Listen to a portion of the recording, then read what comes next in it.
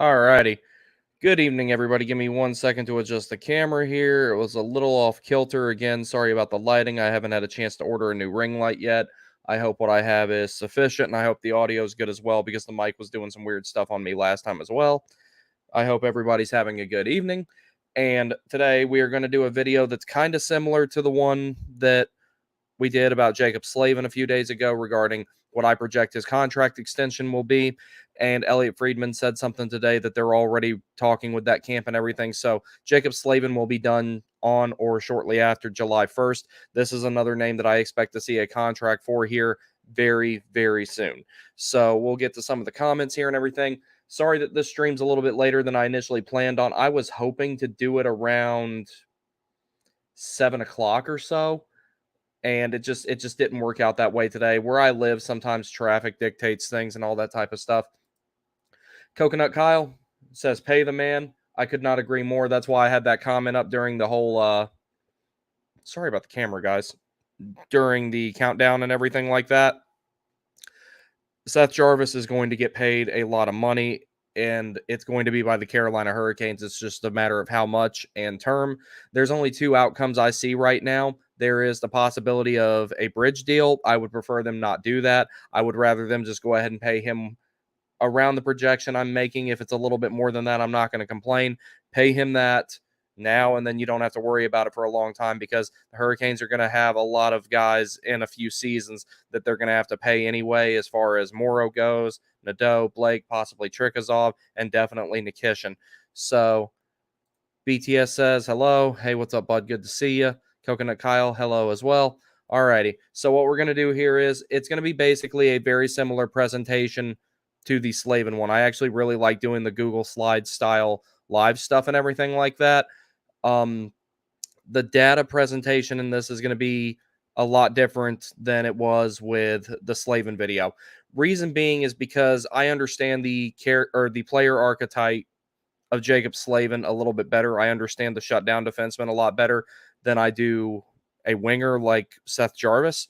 So I did my best with it. You guys let me know what you think about how I presented the data, the comparable players, and everything like that. I'm always looking to improve, and I'm always open to whatever input, criticisms you guys have, all that type of stuff. Please let me know in the comments. And of course, we'll do a little Q&A thing afterwards, just like we did last time. Also, quick plug. Tomorrow night, we will be doing a roundtable discussion, myself with the guys from Caniac Report and Caniac Sessions. It should be all five of us total. And we're going to talk about Eric Tulsky taking over the reins of being the GM, which is pretty much inevitable at this point. It kind of was the entire time, in my opinion. So I've got a tank top on. Seth Jarvis, you know how much he likes to wear the sleeveless shirts and the tank tops and all that. And he's a Bauer user, and this is a Bauer tank top. So let's get to it. All righty.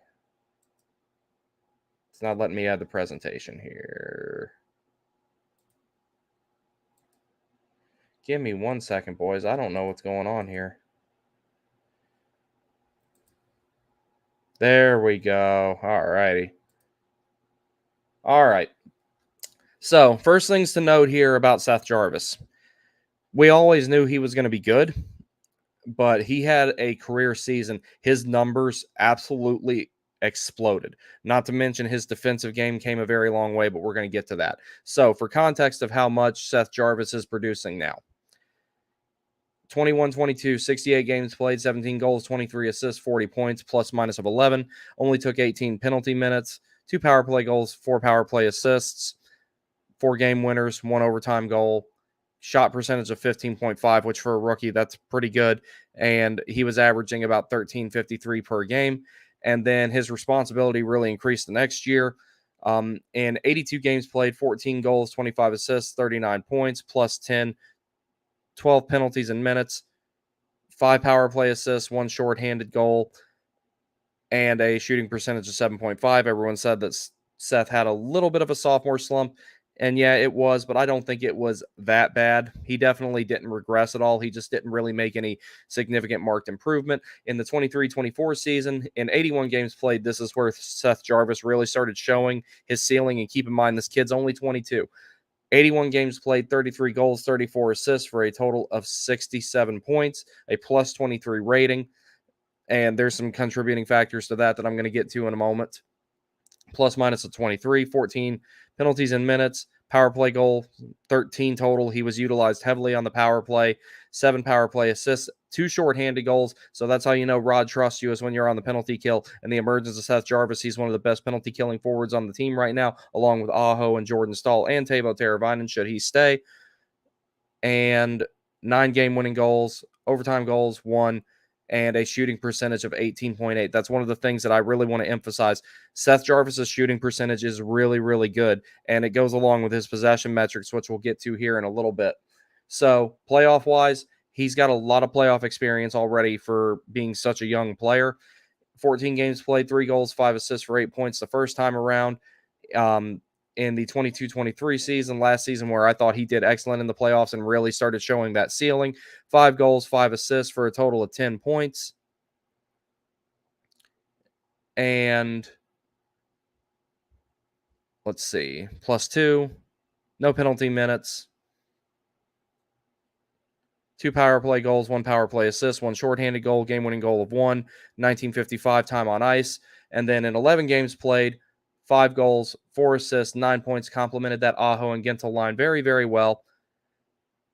+2, no penalties again, power play goal, 2 power play goals, 2 power play assists, nothing shorthanded there, but a shooting percentage of 20. And his career totals in the playoffs now are 40 games played, 13 goals, 14 assists for a total of 27 points, +8, utilized on the top line a lot with Aho. Now, keep in mind, in the playoffs, he wasn't utilized there so much. They bumped him down because Rod was saying that he thought that top line was getting pushed around a little bit too much. So I personally did not agree with that decision. I still retroactively do not agree with that decision, at least in the series against the Rangers. I feel like Jarvis should have been back on that top line with Aho and Gintel. There's not many times where I've really truly questioned Rod and didn't understand his decision making. That was one of those times that I did, especially after the way the first 2 games went, where the Hurricanes were really close to winning and were probably a small adjustment away from winning at least one of those 2 games. And we might be having a different discussion, or I might be watching the Stanley Cup Finals right now. So Jarvis was on a entry-level contract here. Oh, wait, let me go back here. Jarvis was on an entry-level contract. Let me change this so I can actually see it for a second. So the entry-level contract that he was on, normal ELC, $925,000, or excuse me, average annual value of $1,425 in the first season. And where'd it go? Yeah. Okay, there we go. 894, 167 in the second. 894, 167 in the third, 894, 167 in the fourth. So standard entry-level contract, everything like that. Nothing particularly special there, but he made the most of it, and he is about to make a lot of money. All right, so now I'm also going to talk about some of Jarvis's possession metrics here and everything like that. When it comes to possession metrics, you guys, if you've ever watched this channel before, you know that I strictly don't really mess with possession metrics in anything other than 5-on-5, because possession metrics when you're shorthanded, of course, you're going to be in the negative. Possession metrics when you're on the power play, hopefully you would have more. So otherwise, something is horribly wrong here. So Jarvis has always had good possession metrics. His Corsi percentage has always been 57, or his Corsi percentage has always been good. Career-wise, 57.8. Fenwick, 57.3. Very consistent as a possession player. On-ice save percentage of 91.6. He definitely helps out with the defensive responsibility. That is one thing where I feel like he has taken leaps and bounds, where he has gotten so much better by exceeding the expectations in that regard. And let me pull that back up there. So exceeding the expectations in that regard. Reason being is because I was worried about Jarvis on the defensive aspect of things the first couple of seasons. Not because the effort wasn't there. I just don't think he knew what to do yet. But he always has the speed, the skating skill, the compete level. He has everything he needs to do that. He got better at the point defense in the defensive zone. And he's never had a problem being able to get in and forecheck and back check and play a good 200-foot game. But now I feel like that he has really, really refined that part of his game, and it's come a long way. And then there's some other little stats here and everything like that. Now, the biggest things I want to point out, it's not just about the players we sign because they're good. It's about fitting with the core players. The team, the forward group in particular, is built around Sebastian Aho. Seth Jarvis had really, really good numbers with Sebastian Aho. again, that's why I don't understand why he didn't put him back with him in the Ranger series. But Jarvis is not only being signed because he's Seth Jarvis. Seth Jarvis is being signed because he's a good fit with our first line center who needs to produce some more, and he needs the right guys around him to do it. Aho can be someone who distributes the puck. He can be someone who scores, and he can be a safety valve for guys who go and put the puck in the net. So Jarvis fits that bill very well for Aho, and hopefully maybe Jake Gensel. We will see. So let's go on here. Now, here's some stuff I want to emphasize about this kid. I've got a lot of his NHL Edge data up. I didn't do this with Jacob Slavin in the last video because it wasn't particularly relevant to him. But when it comes to Seth Jarvis, I want to emphasize how much compete that this kid has and how much he uses his speed. So you can see from some of the data here. Now, on the left, that is his shot velocity, high average, frequent, all that type of stuff. He doesn't have a whole lot of higher than 90-mile-per-hour shots. Not many people in the league do, though. But I do want to emphasize he has excellent shot velocity, considering that he scored a lot more goals this season. Now, when we go into the more detailed stuff here, speed. This kid is all about speed. Look at the percentiles where he's at, where he ranks among the rest of the league. This kid is fast. He skates incredibly well, and he's a little wrecking ball. He uses that low center of gravity to get in there and get on the forecheck, hit people, separate guys from the puck, and that's how he generates a lot of scoring chances. He does a lot of work, in particularly below the goal line in the offensive zone, to make those types of things happen. And part of the reason he's so good at that is him getting from point A to point B quickly as possible and executing those quick actions and making those good hits. And he does it without taking a ton of penalties either, which is another great thing. Also, this kid, like I said, he's fast. He covers a lot of distance. That's why he's a good fit in Brenda Moore's system. He plays an excellent 200-foot game. And again, look at the percentiles where he ranks among the rest of the league. He's all speed. He's all physicality, but he's got a ton of skill to go along with it, and it's a lethal combination. So some other important notes in regards to Jarvis, along with my personal contract projection of him. Let me know what you think in the comments and everything like that. So 13th overall in 2020. He's currently on an expiring ELC with no arbitration rights. He would be eligible for arbitration next season. I don't think that that's going to be necessary, though, because I do legitimately believe the Hurricanes will sign him to an 8-year deal. He finished 8th in the Selke voting this year, and that's an important thing to note, that his defensive performance still managed to stand out on a team where Jordan Stahl, who was a finalist, and Sebastian Aho, who's been getting more and more votes as the years go along, and he finished 11th overall in Selke voting this season. So he's getting that recognition for how well he played defensively. That's the great thing about having him with Aho, is because you have him shutting him down at one end, denying transition in the middle, and scoring in the other end. And Seth Jarvis is one of the most complete players I've ever seen. He does everything very, very well. He's a great fit into Brenda Moore's system. And as I talked about a little bit on the Slavin contract projection, I think that Seth Jarvis will have a letter one day. I think that he's going to wear an A one day. Now, I don't know if that'll be a full-time A or if they'll still alternate having an alternate captain who wears it on the road and then one who wears it at home. Or I could see him wearing a letter full-time very easily. I think him, Jacob Slavin, and Sebastian Aho would be an excellent leadership triad for this team long term. Now, he does play a game uncharacteristic for his size. He is very physical, but that's part of, he uses that as an advantage. He's only 5'10", but he gets really, really low in his skating stance. And I think he uses that low center of gravity really well to push somebody off the puck, because if your legs can't go nowhere, if your hips can't go nowhere, you can't skate. And that's where Seth Jarvis tends to hit you at, is to get you right there in the crest of your sweater and push you off the puck. That is something he does very well. It leads to a lot of possession and a lot of high danger chances for the Hurricanes. So this kid, he passes the eye test and he's an analytic darling all at the same time. So his development path, interesting.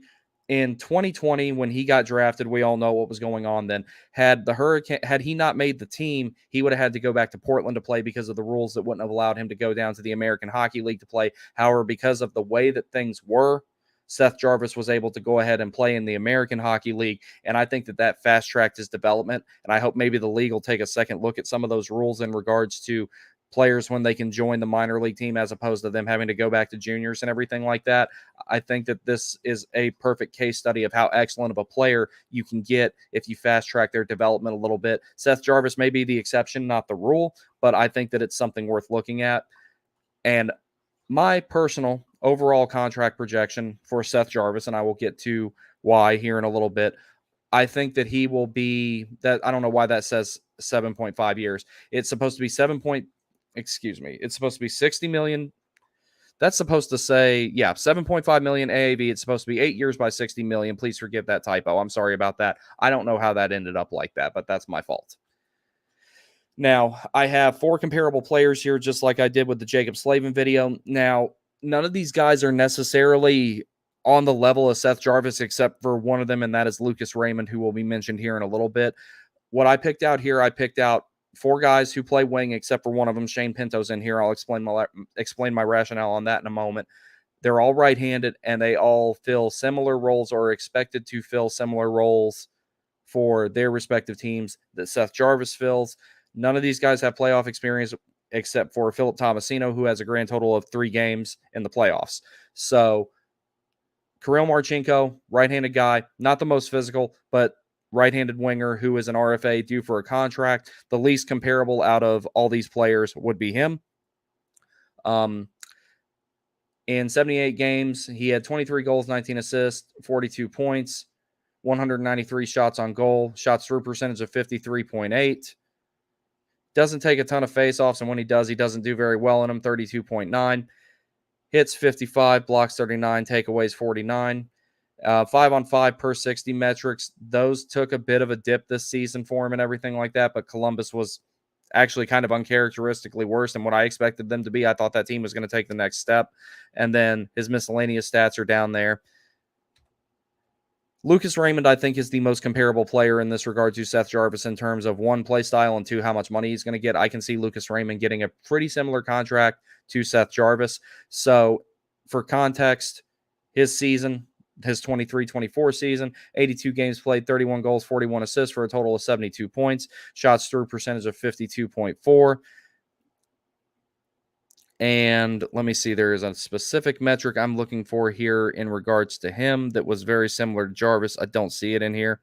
Here it was. Expected goals for, 49.0 to 54.3. Those are similar to Jarvis's numbers. I had those pulled up on Money Puck, and I didn't get the chance to put them into the slides. But Lucas Raymond, I could see getting around a $7 million average annual value contract. He's a very similar player. Does put up some really good offensive numbers. Definitely dishes the body a lot. I really like Lucas Raymond, and I think that he is very comparable to Seth Jarvis in that regard. Now, the next player listed here, Philip Tomasino. Not a ton of NHL time just yet, but he will get it. Another guy who's an RFA that will need a contract this summer. I think Nashville will pay him nothing along the lines of what Seth Jarvis is going to get, but just another comparable player in that regard. And lastly, this is the only center I included on this list, and it's going to lead me to a bigger point. Shane Pinto. I can only imagine how much of a season this kid would have had if he had been able to play all 82 games. He was only able to play 41 because of that weird gambling suspension, which the details around that are still not super out there. Not that I know of anyway. I personally don't understand it. Let's see. So he had 41 games played, 27 points. He nearly hit his career high from last season despite only playing half as many games. And Ottawa is a team that's kind of stuck in that same no man's land as Columbus of we can't get any worse to get better draft picks, but we still haven't gotten any better yet. The reason I included, actually, I'll go ahead and wrap up the slideshow here. So the biggest reason I included a center on this is Seth Jarvis was drafted as a center, and I think that the possibility of him playing center, albeit not very big, still exists. So I included one player there in that regard. But that's basically all I've really got for the Jarvis contract extension. The Slavin one was a little bit easier to do because I had more specific data related to more specific players. I understand that type of player a little bit better, and all those guys had really long resumes, but all these players are similar in age. I think all of them are 22. They're all right-handed. They're all wingers with the exception of Shane Pinto. And that's kind of my whole rationale is that Jarvis does a lot of the same things that these guys do. He might set the market for them, even though none of them are going to get paid as much as him, except for maybe Lucas Raymond. So we'll get to some of the comments here. Corporate accounts payable, Nina speaking. Jarvie earned his payday this season. Stoked to see him becoming such a colorful fixture to this organization. Yeah, Seth Jarvis is Seth Jarvis is like if you have Jordan Martinook who scores more. And Brendan Moore loves that type of player. And when they can be that defensively responsible to play with that type of effort and be more than a grinder and be a guy that produces, Brendan Moore absolutely loves a player like that because that's how he was. 1000%. Jarvie had the stat sheet he had this season because he was on that line with those assassins. Yeah, that definitely helped. Like having he spent so much time playing with Aho, Gensel, Svechnikov, and he breathed some offensive life into the line that he was on with Jordan Stahl and everything, even though Foss being out kind of threw everything out of whack and everything.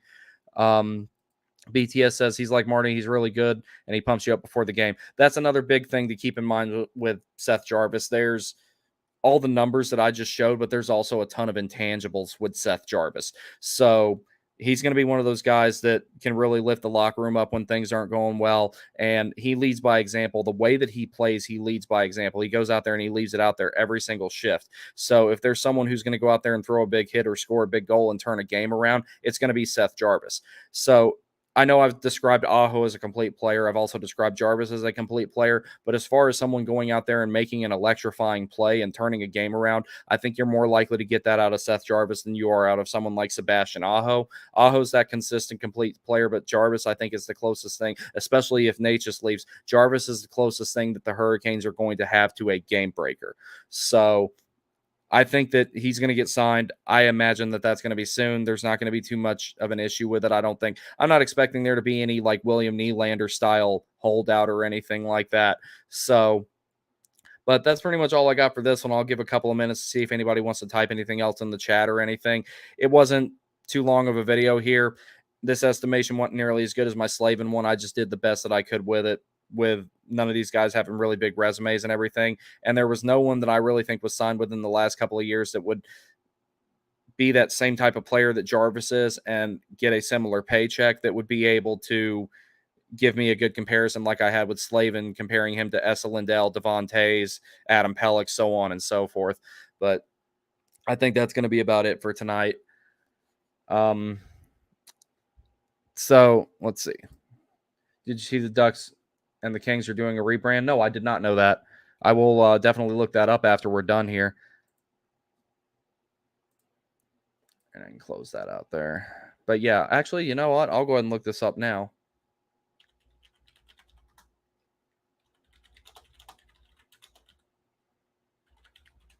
I'm curious to know.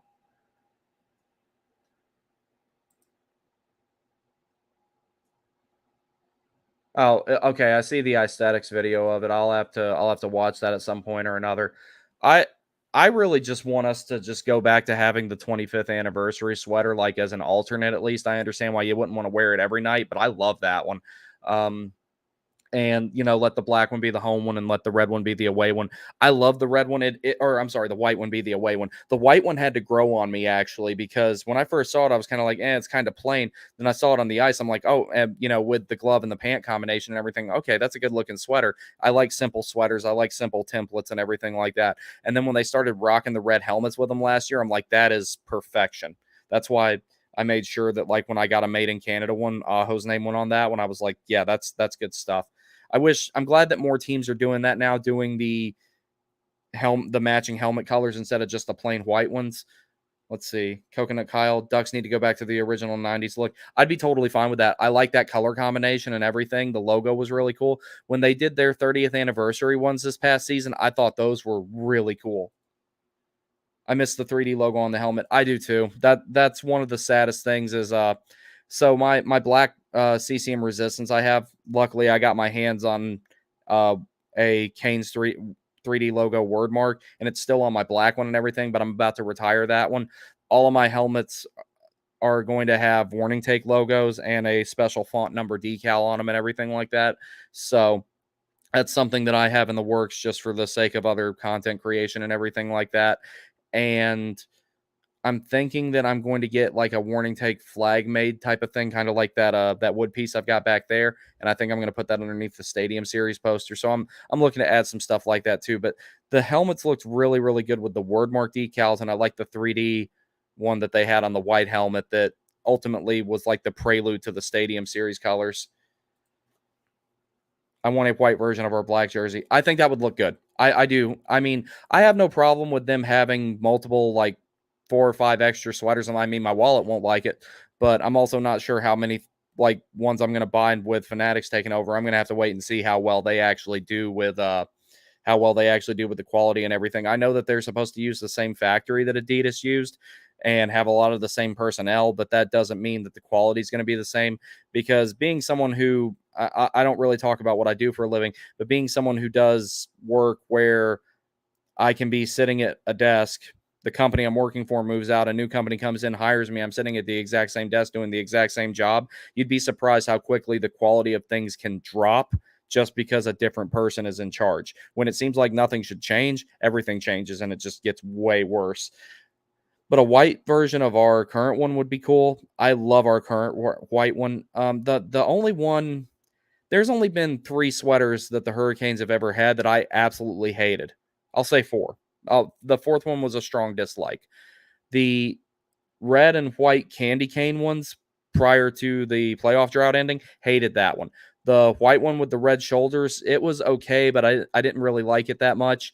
Um, the gray reverse retro Whaler one that, the Florida Everblades basically have now, I was kind of about that one. I never bothered buying it. And the current red one, I have one. I have one with Justin Williams' name on it. I'm kind of about that one, but I love the white Whalers one. I love the black one. The green Whalers one is cool, but the white one's on another level. Let's see what we got here. Same for Kings. Go back to the Gretzky era. Also, our whites are clean, and I like it. Don't care what other fans think. I agree. Do you think we should make our reverse retro our home and keep our away? That's another one I forgot to mention. I love the reverse retro. I've got one of those with Derek Stepan's name on it. I love that one. People say it looks too much like the Devils. It looks too much like the Blackhawks. Not to me. It looks like an inverted version of the away sweater, which was the whole point of it in the first place.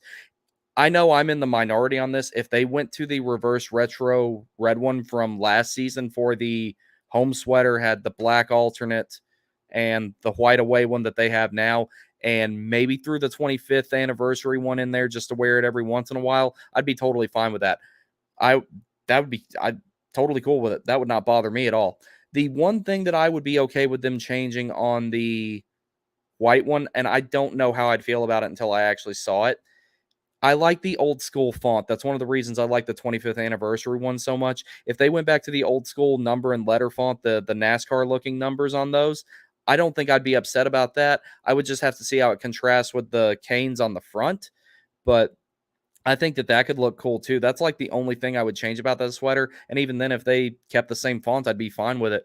I really like the font that they have on that. None of the ones they have right now I outright hate. I just don't really care for the only red one I've ever liked is the 25th anniversary one. Other than that, the old black alternate, the one with the gray flags around the bottom and the single storm flag on the sweater crest, love that one. That one was amazing.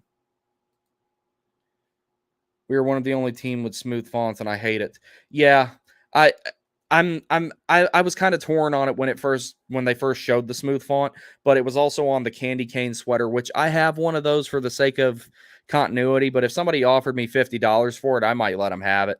It's it's just the most plain, unimaginative sweater that I've ever seen, and it kind of like is well representative of that 9-year playoff drought. It really is, even though I think we only wore that for like 5, but it was very well representing of how bland, boring, and uneventful that time in Hurricanes hockey history was. It was just bad. All right, boys.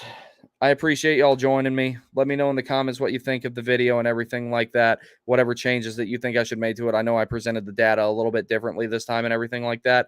Tomorrow night around, and I'll post this on X2, tomorrow night around 8, we'll be doing a little informal video with Caniac Report and Caniac Sessions talking about Eric Tulsky, him taking over the team, go over his resume a little bit and what to expect with that. And it'll be a much more fun video than this, not so analytically driven. It'll just be a bunch of us talking about this. I personally am very excited about Eric Tulsky. He's interviewed in other places. He could have had a job somewhere else, but he's here in Carolina, and I think that that's going to reap dividends. We may not see it immediately, but the guy's very, very well educated. He's worked his way up through the front office. He probably already has a relationship with several other GMs. I wouldn't be surprised if him and Don Waddell are making phone calls with each other right now. it really wouldn't surprise me at all if the first transaction that is made between Tulsky and Waddell is between those two, between Columbus and Carolina. That wouldn't surprise me at all. So I will see you guys next time. Thank you for joining me. And this was a lot of fun. I'll see you later.